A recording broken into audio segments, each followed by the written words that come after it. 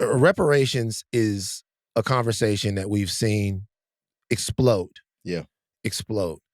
I want to give credit to a lot of people. Now, sometimes when you say these names, people don't like it. Sure. Okay? But if you talk about Ados, if you talk about Tone Talks, if you talk about Yvette Carnell, if you talk about people. Tone is a constituent. Okay, exactly. UCLA grad, right? Yeah. Yeah. You talk about these people going a long time ago, and there's so many different political factions that exist inside of Black America. But this fight has been going on. I remember first hearing about reparations coming back to the forefront mid-2010s, or even earlier than that. People have been working a lot longer than that. But when you see it on Twitter and you see this and you see it start to happen, and people are saying, this is the issue for Black people of our times.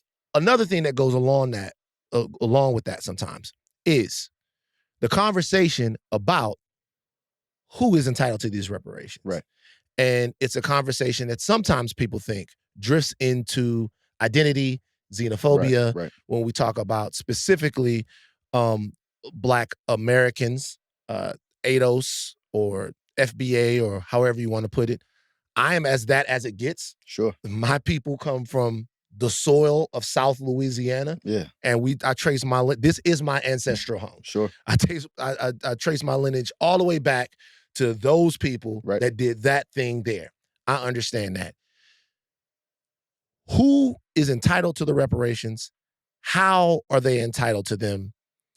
Is in any way the cultural part of this limiting or dissecting or harmful to the idea of a strong diaspora of Black people, even here in America? That's a beautiful question. And we were just talking about our roots in Dallas County, Texas. I believe when you're talking about reparations, people from here? Dallas. Oh, I don't know why. You got a whole. He was born in Irving. Oh, you was born in Irving? Yeah. I don't know why. I just felt like if we went back far enough, I might see some Trinidad and Tobago or whatever. But that's okay.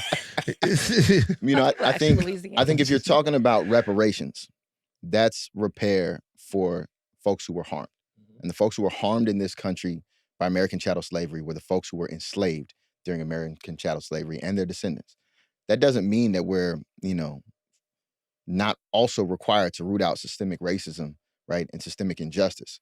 We can fight for all Black people and also be very clear about who's deserving specifically of reparations for American chattel slavery. And there are other countries that have to engage in this conversation with people in their countries, right? Because we know that the slave trade impacted more than just the United States. But our responsibility here is to take care of the folks who were enslaved here and their descendants thereafter.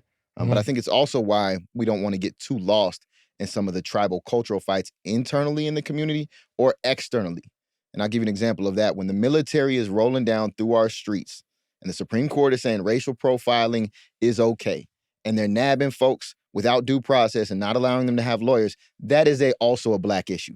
So you might say like, hey, these brown folks doing this isn't, no. That's a solidarity moment. And we have to step up in that moment too, right? We can fight for reparations. We can fight for all Black people, and we can fight for systems that are fair to all people, because we know when they're harming somebody, we're not too far off that list. Isaac Bryan, I hope to see you out there hooping.